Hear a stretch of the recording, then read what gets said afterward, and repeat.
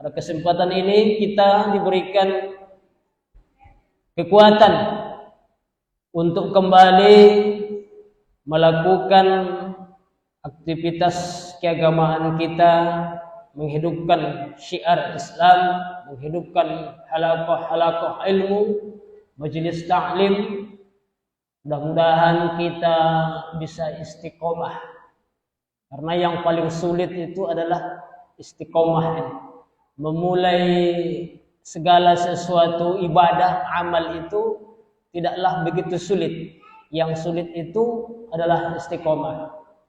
Jadi oleh karena itu Bapak Ibu Saudaraku, majelis ilmu ini ada di antara kita hadir ke majelis ilmu bukan karena tak tahu. Guru-guru kita yang hadir di depan kita hari ini bukan karena tak tahu mereka hadir di majelis ilmu. Tapi ada keutamaan yang ingin mereka raih di dalam bermajlis. Karena apa? Rahmat Allah turun. Kita diliputi oleh para malaikat. Kemudian apa lagi? Diturunkan kepada kita ketenangan. Ma min qaumin manijtama qaumin, tidaklah satu kaum itu berkumpul fi baitin min buyutillah, dalam satu rumah yang merupakan rumah-rumah Allah. Yang di masjid, Pak. Di masjid ini kan rumah-rumah Allah. Apa yang mereka lakukan di dalam masjid itu? Yatadarausunal Qur'ana, mereka mempelajari Al-Quran. Illa ghasyat alaihimur rahmah, melainkan mereka akan diliputi rahmat. Wa khaffat alaihimul malaikah, mereka akan dinaungi oleh para malaikat. Wa nazalat alaihimus sakinah, turun ketenangan ke hati mereka. Kan ia tenang rasanya di masjid kau. Kemudian apa lagi? Wa dzakarallahu fi man 'indah, Allah bangga-banggakan mereka di depan para malaikat. Allah bangga-banggakan kita hari ini di depan para malaikat. Karena apa? Kita duduk dalam satu lingkaran majelis ilmu. Jadi Bapak Ibu Saudaraku yang dimuliakan Allah Subhanahu. Dalam kajian kita pada malam hari ini, saya akan membawa kajian materi tentang hadis. Kita bahas 1, 2, 3 hadis, kita maknai dalam kehidupan kita, apalagi kita hafal. Sempat kita menghafalnya, itu pahalanya luar biasa. Hadis itu banyak. Ada hadis tentang hukum-hukum. Di hadis itu tentang hukum-hukum semua, tentang fikih. Ada namanya hadis Bulughul Maram, itu isinya tentang hukum-hukum semua. Ada tentang akhlak, ada tentang muamalah, ada tentang zinayah. Banyak hadis-hadis tersebut. Ratusan ribu bahkan jutaan hadis. Nah, jadi oleh karena itu untuk menyederhanakannya Bapak Ibu, di depan saya ini saya coba bawa kitab Riyadhus Shalihin yang dikarang oleh Imam Nawawi, Syekh Nawawi. Banyak karangan-karangan beliau itu. Lebih dari 40 kitab yang dia karang, Al-Majmu', termasuk Riyadhus Shalihin yang ada di depan kita ini. Ya. Berisikan tentang hadis-hadis Nabi, hadis-hadis sahih dari Nabi sallallahu alaihi wasallam. Nah, sebelum kita masuk ke materi hadis ini, sebagai pembuka, apa itu yang disebut dengan hadis? Jadi hadis itu sunnah sama. Hadis, sunnah, khobar sama. Ma udhifa ilan Nabi sallallahu alaihi wasallam, segala sesuatu yang disandarkan kepada Nabi sallallahu alaihi wasallam min qaulin au fi'lin au taqririn au sifatin.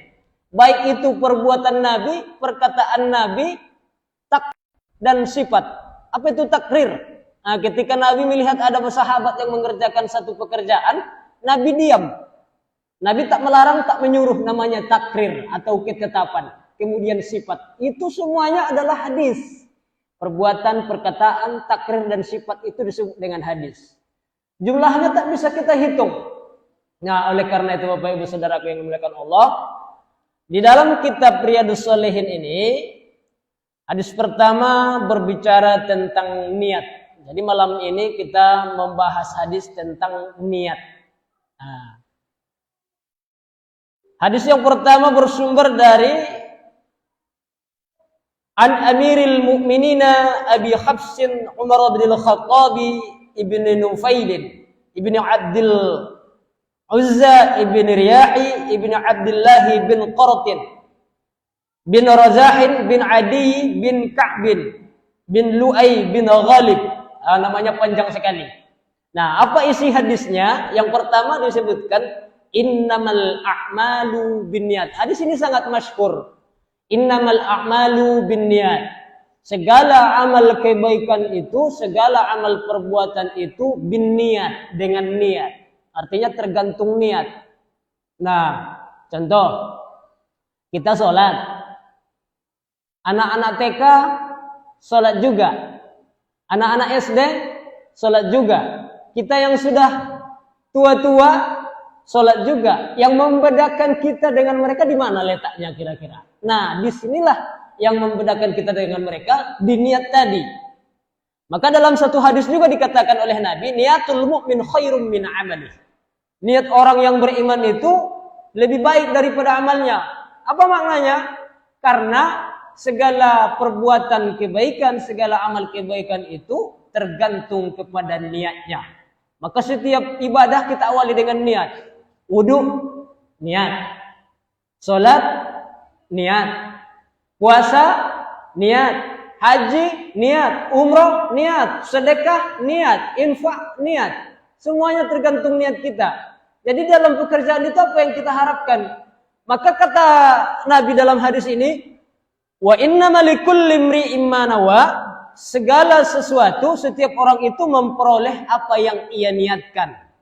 Faman kana hijratuhu ila Allahi wa rasulih, siapa yang dalam hijrahnya berharap kepada Allah dan Rasulnya, fahijratuhu ila Allahi wa rasulih, maka hijrahnya itu kepada Allah dan Rasulnya. Wa man kana hijratuhu, siapa yang dalam hijrahnya lidunya yusibuha, untuk mendapatkan dunia sebagai bagiannya, awi imra'atin yankihuha, atau untuk menikahi perempuan, atau untuk seorang perempuan, fahijratuhu ila ma hajara ilaihi, maka dalam hijrahnya itu ia mendapatkan sesuai dengan apa yang ia niatkan.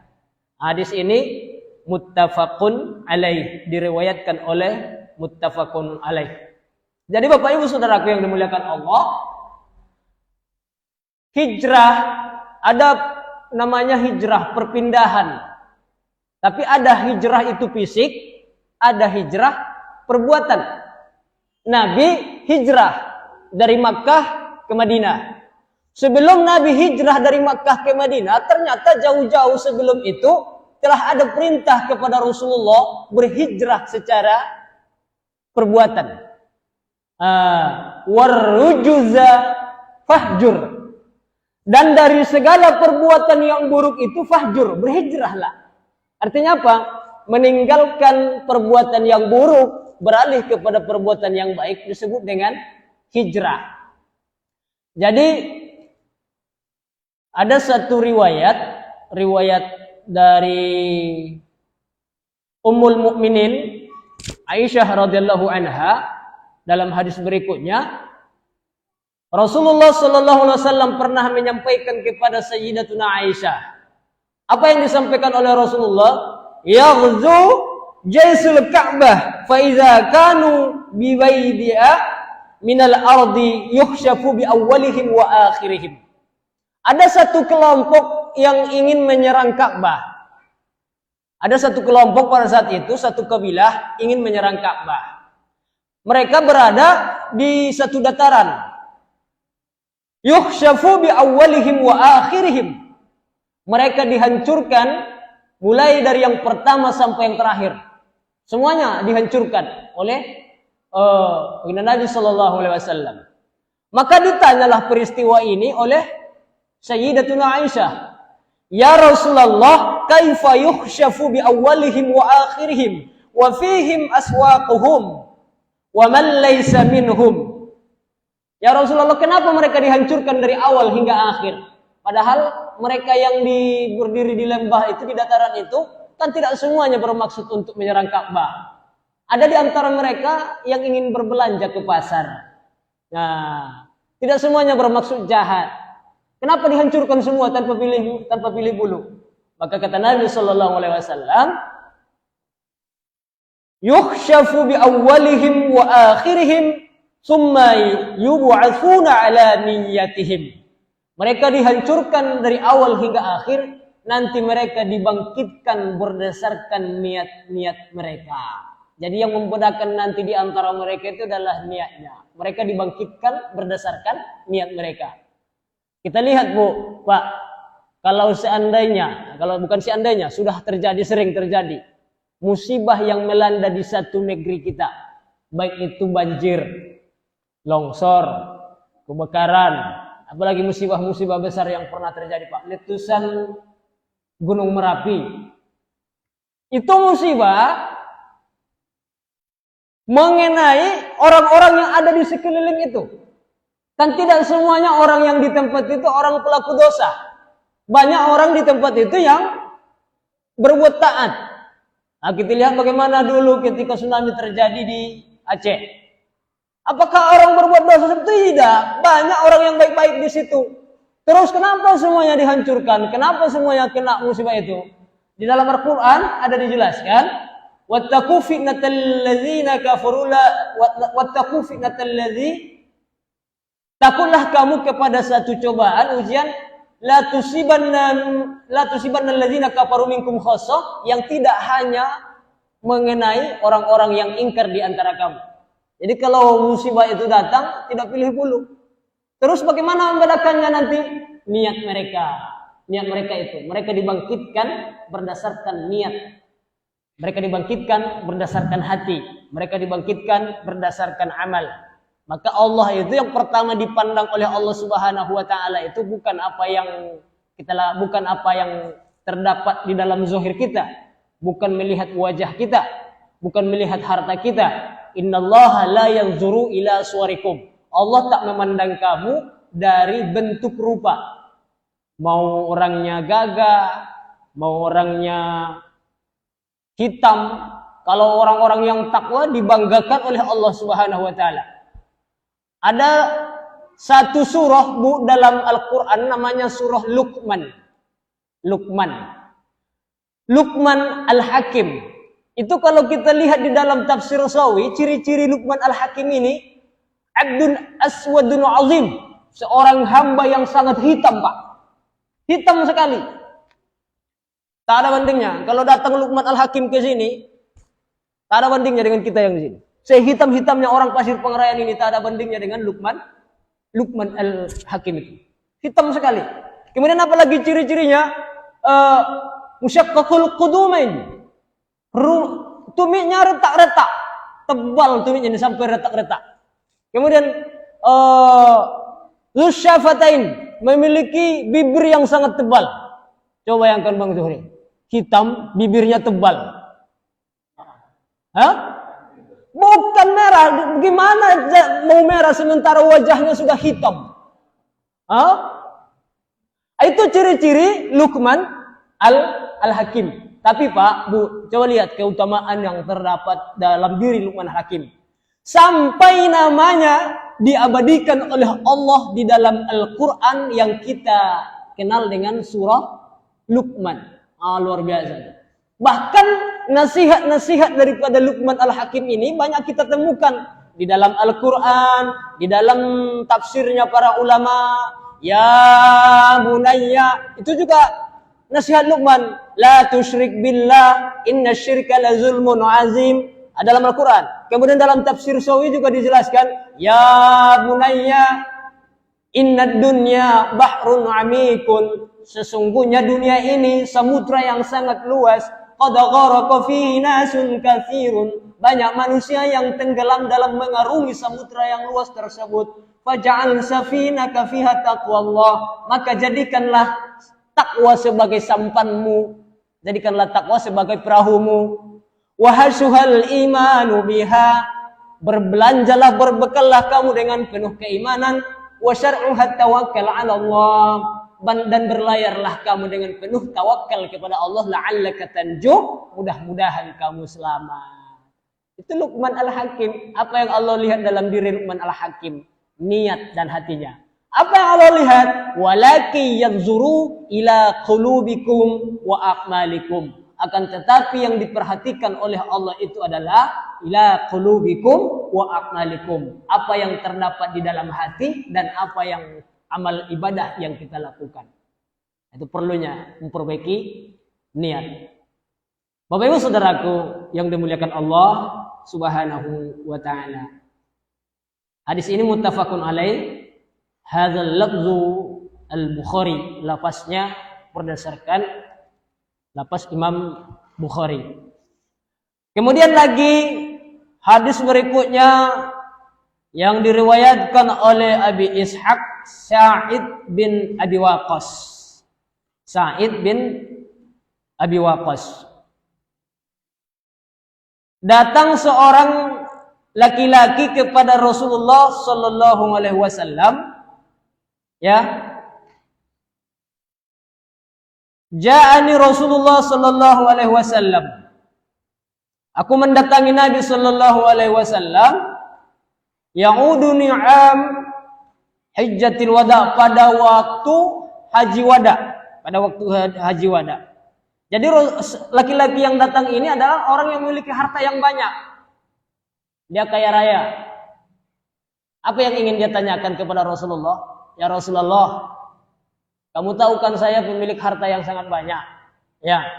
Sementara yang mewarisi harta saya itu tak ada selain seorang perempuan, anak perempuan. Anak cuma satu, Pak, perempuan. Jadi yang mewarisi hartanya ini tidak ada selain anak perempuan yang tadi. Kira-kira, ya Rasulullah, bagaimana menurutmu ya Rasulullah, seandainya harta itu kuwarisi 2/3 dari harta itu? Apa kata Nabi Shallallahu Alaihi Wasallam? La, jangan. Bolehkah aku wariskan 2/3 dari hartaku itu ya Rasulullah? Sepertiganya kutinggalkan untuk anak perempuanku. Jangan, kata Rasulullah Shallallahu Alaihi Wasallam. Mohon maaf, disedekahkan, diinfakkan 2/3-nya atau diwakafkan 2/3-nya. Kutinggalkan 1/3 untuk anakku ya Rasulullah. Apa kata Nabi? Jangan. Kalau begitu ya Rasulullah, fasyatru ya Rasulullah. Kalau separuhku sedekahkan ya Rasulullah. Jangan, kata Rasulullah. 2/3 dilarang oleh Nabi, separuhnya pun dilarang oleh Nabi. Nah, kenapa? Karena kata Nabi Shallallahu Alaihi Wasallam, sesungguhnya engkau meninggalkan anakmu dalam keadaan kaya, tidak meminta-minta, jauh lebih baik. Jadi laki-laki ini merasa khawatir. Apa yang dia khawatirkan? Ya Rasulullah, ukhallafu ba'da ashabi. Apakah aku tak ketinggalan dibandingkan dengan sahabat-sahabatku? Kata Nabi SAW, innaka lan tukhallafa. Engkau tidak ketinggalan. Kenapa? Abu Bakar As-Siddiq itu menyedekahkan, mewakafkan, menginfakkan hartanya lebih dari separuh hartanya. Umar bin Khattab pun seperti itu. Abu Bakar As-Siddiq hampir seluruh hartanya. Umar bin Khattab separuh dari hartanya. Utsman bin Affan lebih dari separuh hartanya mereka wakafkan di jalan Allah. Bahkan ada satu sahabat yang kaya raya, yang dulunya miskin, hijrah dari Makkah ke Madinah, yang bernama Abdurrahman bin Auf. Dia seorang saudagar yang sangat kaya raya, Pak. Sampai di Madinah, dia berdagang, berniaga. Perniagaannya ini diberkahi oleh Allah sampai dia menjadi orang yang kaya raya. Begitu kaya rayanya Abdurrahman bin Auf, pengen tahu ibu kaya rayanya seperti apa? Salah satu contoh, dia pernah mewakafkan, menginfakkan 1.500 ekor domba. Kalau kita sekarang mungkin kambing ya, Bang Mustani. Seekor kambing berapa? 2 juta, 3 juta kali 1.500. Nanti sampai rumah hitunglah tuh berapa M yang itu. Kejadian bukan hanya itu yang pernah terjadi yang dilakukan oleh Abdurrahman bin Auf. Bahkan pernah dalam satu riwayat, Abdurrahman bin Auf ini pernah juga menginfakkan, menafkahkan 400 ekor unta. Pokoknya banyak riwayat-riwayat dia itu kalau infak, sedekah itu tak tanggung-tanggung. Bukan macam kita, Pak. Bukan macam kita. Menyedekahkan itu cari yang paling. Kita punya Honda ini misalkan. Honda 2. Satu yang baru, satu yang buruk. Satu yang baru, satu yang buruk. Ada NMAX baru, ada Vario yang buruk. Datang saya minjam. Kira-kira yang abang kasih yang mana? Ini ceritanya minjam ini, bukan minta. Minjam ini. Kalau minta lain ceritanya. Kalau minta bagaimana? Oh, jangankan yang baru, Ustaz. Yang buruk pun tak aku kasih. Kalau minta. Jadi ternyata Abdurrahman bin Auf ini, Bapak Ibu Saudara yang dimuliakan Allah, dalam satu riwayat oleh Aisyah radhiyallahu anha, di waktu wafatnya susah mencari kain kafan untuk Abdurrahman bin Auf. Susah mencari kain kafannya. Karena apa? Seluruh hartanya itu sebelum dia wafat sudah diinfakkannya. Nah, kalau begitu ya Rasulullah, apa aku tak ketinggalan? Tidak, kata Nabi Sallallahu Alaihi Wasallam.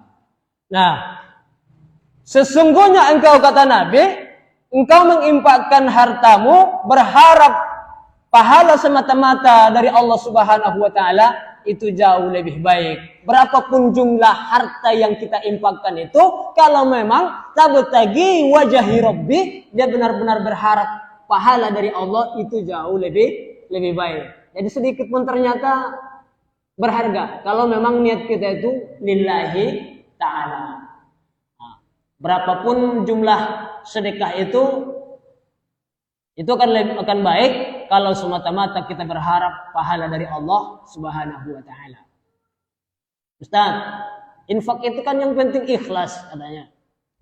Ya, biarlah sedikit asalkan ikhlas. Itu kan cari kilah-kilah aja tuh. Yang baik itu bagaimana? Biarlah banyak asalkan ikhlas. Jadi Bapak Ibu Saudaraku, semua amal ibadah itu tergantung niat kita di dalam mengerjakannya. Kita sholat misalkan maghrib, usolli fardal maghribin salasa raka'atin mustaqbilal qiblati adaan imaman atau makmuman lillahi ta'ala. Bagaimana persoalan niat ini? Apakah dilafazkan atau hanya dalam hati? Ulama sepakat niat itu di dalam hati. Ulama sepakat niat itu di dalam hati. Cuman ada pun di antara beberapa ulama ada yang menganjurkan supaya dilafazkan. Namun yang namanya niat itu adalah di hati. Qasdu syai' bil qalbi wa muqtarinan bil af'al. Disengaja di hati kemudian diiringi dengan perbuatan. Jadi antara melepaskan niat solat dengan tidak melepaskan itu dua-duanya sah. Mayoritas ulama sepakat bahwa niat itu di dalam hati. Tapi di kalangan mazhab Syafi'i dan Syafi'iyah dianjurkan melepaskan niat itu. Karena apa? Kadang-kadang hati kita ini kan tidak konsentrasi. Maka dilepaskanlah untuk membimbing atau talafus bin niyah itu diperbolehkan untuk membimbing hati kita, untuk memantapkan hati kita di dalam niat sholat tersebut. Nah, Bapak Ibu Saudaraku yang dimuliakan Allah Subhanahu wa taala. Itu beberapa hadis yang menyangkut tentang niat.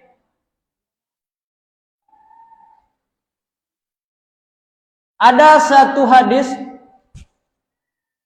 Berapa menit lagi, Bang? 13. Ada lagi hadis dari Abdurrahman ibni Abdurrahman Umar bin Khattab, ya,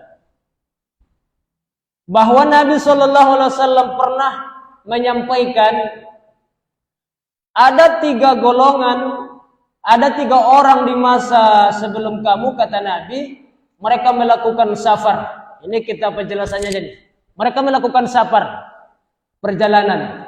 Tiba-tiba orang yang melakukan perjalanan ini diguyur hujan. Sampai mereka masuk ke dalam sebuah gua. Karena mereka diguyur hujan di tengah perjalanan, Pak. Perjalanannya itu bukan macam perjalanan kita sekarang. Sudah dipenuhi oleh rumah, sudah dipenuhi oleh toko-toko. safarnya pada masa itu tuh tidak ada rumah, jauh-jauh mereka melewati gurun pasir yang sangat panjang. Jadi karena hujan, mereka carilah bebukitan, bertemu dengan sebuah gua. Jadi gua ada pintunya. Mereka masuk ke dalam gua ini. Begitu mereka masuk ke dalam gua ini, petir menyambar sampai batu yang ada di atas pintu gua ini, pintu masuk ke dalam gua itu bergeser menutupi pintu gua tersebut. Jadi mereka terperangkap di dalam, tak bisa keluar. Berhari-hari mereka di dalam, perbekalan tak ada. Sudah 3 hari 3 malam.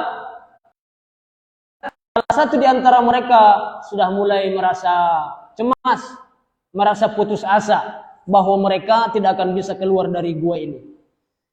Jadi ada inisiatif dari salah satu di antara 3 orang ini.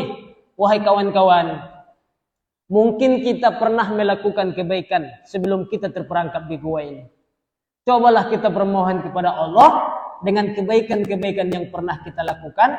Mana tahu dengan itu Allah berikan kita jalan keluar dari dalam gua ini. Ini gua ini, hadis ini terkenal dengan hadis gua. Jadi Bapak Ibu Saudaraku yang dimuliakan Allah, ada salah seorang laki-laki berdoa pada saat itu, Allahumma kana li abawani syaikhani kabirani. Ya Allah, aku memiliki 2 orang tua yang sudah lanjut usia. Mereka hidup bersamaku ya Rasulullah. Setiap aku pulang kerja, ku bawakan susu untuk mereka. Mereka tidak tidur sampai mereka ku beri minum dari susu yang aku bawa itu. Sampai pada suatu saat ya Allah, saya terlambat pulang karena kesibukan pekerjaan. Sehingga sampai di rumah, kudapati orang tuaku telah tidur dua-duanya. Aku punya anak yang kecil-kecil. Ada istriku di situ. Mereka semuanya kelaparan ya Allah.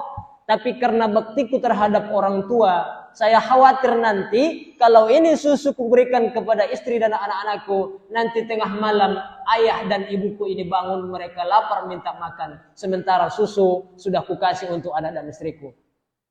Pendek ceritanya Bapak Ibu, saya tak berani memberikannya ya Allah, karena saya berharap supaya susu ini tetap kuberikan kepada orang tuaku yang sudah tua. Apa katanya setelah itu?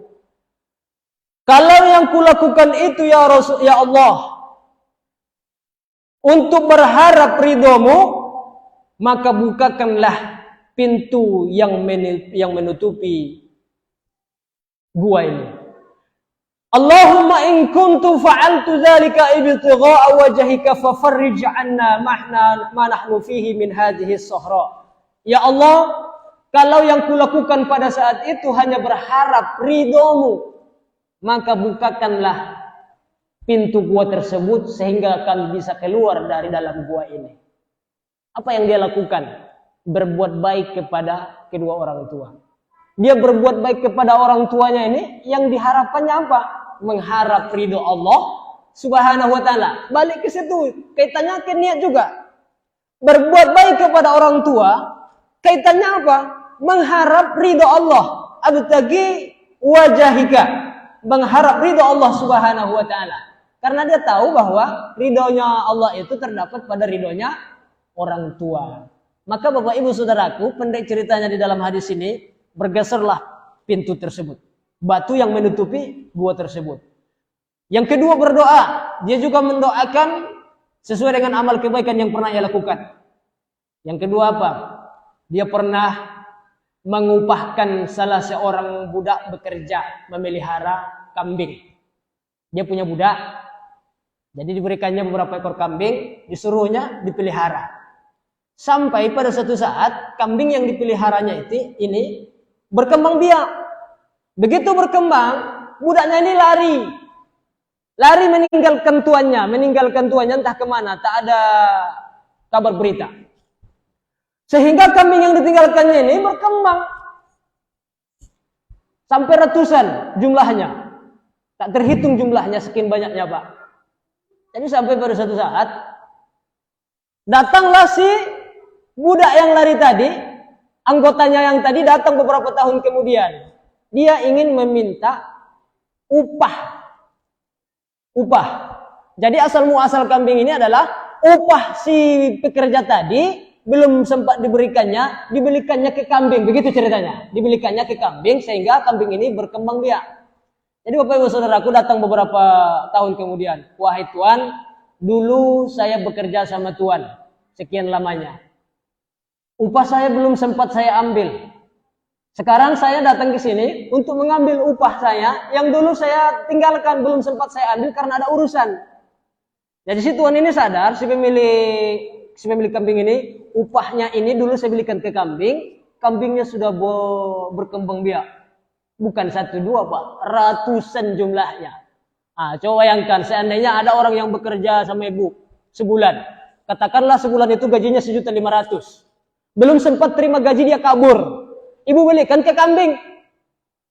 Kambing ini berkembang biak sampai ratusan jumlahnya. Beberapa tahun kemudian dia datang. Meminta upahnya yang tadi, yang tak sempat dia minta tuh. Kalau dalam logika kita, yang hak dia itu kan yang 1.500.000. Kan begitu? Yang 1.500.000. Kambing yang sekian ratus ini bukan hak dia. Tapi oleh si laki-laki ini menganggap bahwa seluruh kambing itu adalah milik si pekerjanya tadi. Karena asalnya dia belikan dari gaji pekerjanya tadi. Apa yang terjadi? Dia serahkan semuanya kambing itu. Inilah gajimu yang dulu tak sempat engkau ambil. Aku belikan ke beberapa ekor kambing. Kemudian beberapa ekor kambing itu berkembang hingga seperti yang engkau lihat sekarang. Diserahkan semuanya Pak. Serahkan semuanya. Jadi di dalam doanya itu munajat, ya Allah, yang aku harapkan pada saat itu hanyalah ridhomu ya Allah. Karena aku sadar bahwa kambing itu semuanya adalah haknya. Ini luar biasa ini Pak. Kira-kira kita sanggup nggak seperti itu? Orang nyimpankan duit sama kita Bu.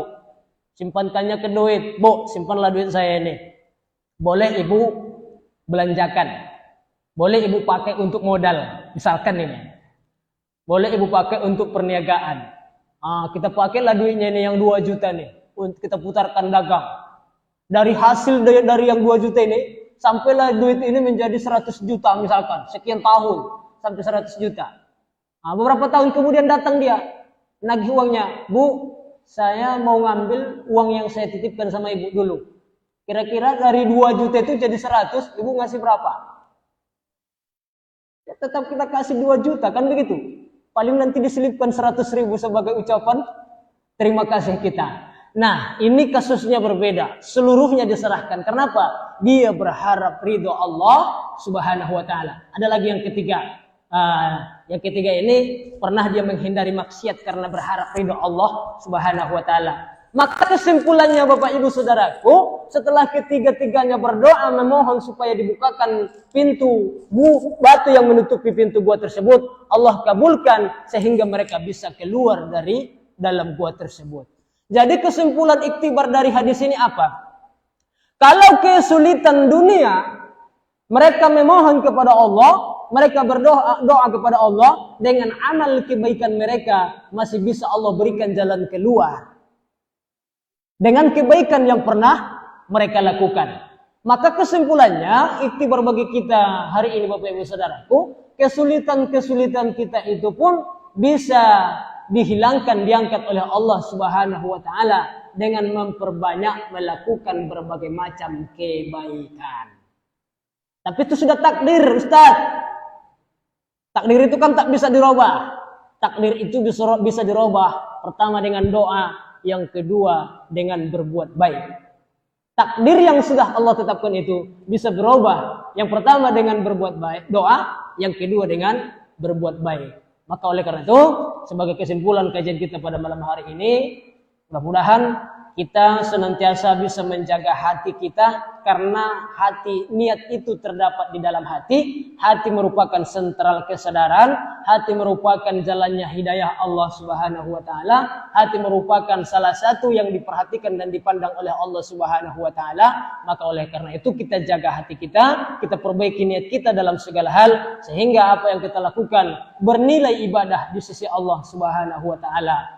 Kita berharap pahala dari Allah, berharap pahala dari Allah Subhanahu wa Ta'ala. Kita hijrah untuk Allah, hijrah kita untuk Rasulullah Sallallahu Alaihi Wasallam. Mudah-mudahan Allah senantiasa menjaga hati kita sehingga amal kebaikan-kebaikan yang kita lakukan benar-benar berharap ridho dan pahala dari Allah Subhanahu Wa Taala.